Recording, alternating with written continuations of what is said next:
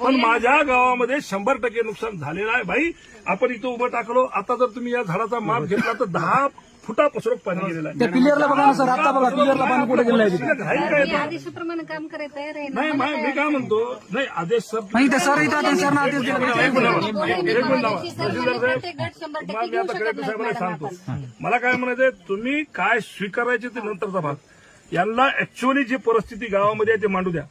तुम्हाला त्याच्यात अधिकार नाही काय म्हणायचं. त्यांनी मांडाव, तुम्हाला काय घ्यायचं ते मग आम्ही तुम्ही पाहून घेऊ काय घ्यायचं त्याच्यात. तुम्ही कसे घेत ना कसे करता ते आम्ही पाहतो. पण यांचं कर्तव्य होय, यांना तुम्ही अजिबात तशा सूचना देऊ नका. यांना जे आहे तुमची परिस्थिती ते मांडा.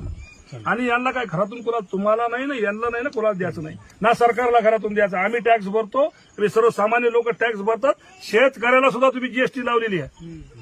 काय फुकट काय कोणाला सोडायला का तुम्ही? आम्ही आमच्या हक्काचं मागायला का भीक मागणं झालं, कोणतं काय मागणं झालं. त्यामुळे यांनी याचं काम करू द्या आणि यांना बिलकुल तुम्ही असं हे सूचना आताच्या आता काढा. मी कलेक्टर साहेब